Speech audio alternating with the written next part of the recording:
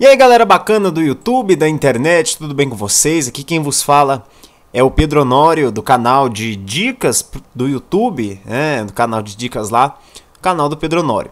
Hoje eu vim falar pra vocês sobre um assunto aqui,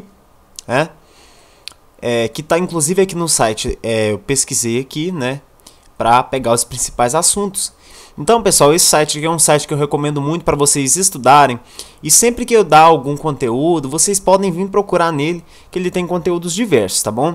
É aqui o www.infoescola.com, tá? Aí tem aqui, os temas aqui do lado, tem administração, artes, astronomia, biografia, biologia, ciências, curiosidades, direito, doenças, drogas. Todos esses tópicos aqui é muito bom você dar uma olhadinha e ler as publicações, os artigos, tudo, para vocês terem, encherem a cabeça de vocês de conteúdo.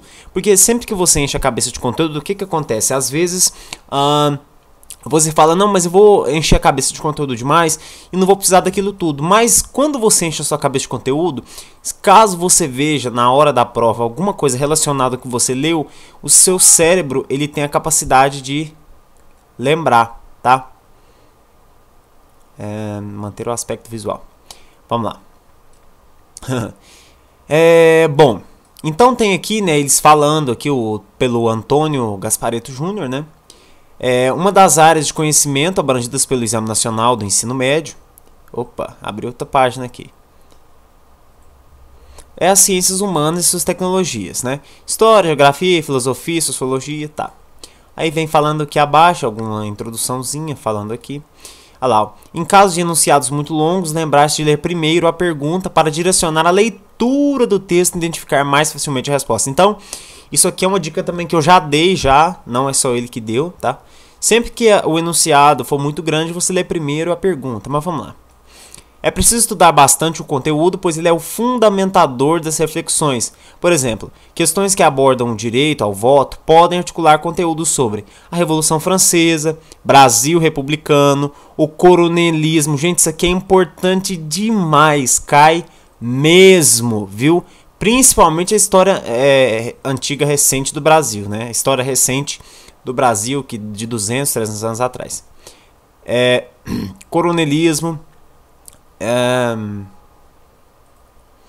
Diretas já, questões do Vargas, liberalismo, socialismo, pessoal, são coisas simples, mas que se vocês não estudarem, se você ver diretas já e uma pessoa te falar sobre a derrubada do Collor, você não leu, não estudou nenhum dos dois, você não vai saber o que é um, o que é o outro. Então é importante você ler, Por exemplo, eu separei aqui o coronelismo para vocês entenderem, para quem ainda não sabe ou quem ainda não viu. Pessoal, o coronelismo era um regime que foi dos primeiros anos da República, foi a política dos coronéis, A República estava acabando de se formar, aqui fala no enunciado todinho, mas eu vou explicar para vocês. A República estava acabando de se formar e as antigas pessoas ricas, principalmente os fazendeiros, que sempre foram a classe mais poderosa do país naquela época, passaram a ser chamados de coronéis, quando tinha a antiga os coronéis da antiga Guarda Nacional, que foi criada pelo início do governo, pelo primeiro início da República, foi criada uma Guarda Nacional nos quais foram nomeados coronéis, que eram ricos e poderosos fazendeiros, que apoiavam o governo contra qualquer tipo de tentativa de derrubar ou de fazer alguma coisa que prejudicasse. Então os coronéis dominavam as regiões, por exemplo, tinha um coronel em uma cidade pequena, então ele dominava ali em volta daquela cidade, todos o respeitavam, praticamente a economia girava em torno dele, da família dele, e os outros ricos demais também o apoiavam, então formavam uma rede muito poderosa. Então aqui vai explicando, olha lá, o coronelismo foi uma experiência típica dos primeiros anos da República Brasileira,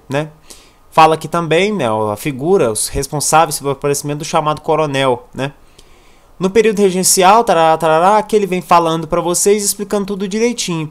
E também dentro dessa parte do coronelismo encaixa a política aqui do café com leite, também o voto de cabresto, que depois vocês vão pesquisar, e são termos que caem muito no Enem, caem nas provas de vestibulares, isso aí vocês têm que saber. Voto de cabresto era nessa época aqui, onde a pessoa era forçada a votar em um candidato, Ela chegava na boca da urna, o cara tava lá olhando pra ela e falando assim baixinho, ó, você vota no fulano de tal, porque ele apoiava os interesses do coronel e o coronel mandava os seus agentes, né, fazerem cumprir isso. Então o cara ficava com medo de ser morto ou de, sei lá, perder o emprego ou sofrer algum tipo de retaliação. E isso era... E tem várias outras coisas, tem o clientelismo, tem vários outros termos que é importante vocês se salientar. Então vocês vão olhando, pesquisando e vocês vão encontrando, tá? Tem no Brasil Escola, Info Escola, tem vários links aqui na internet que vocês conseguem saber sobre todos esses conteúdos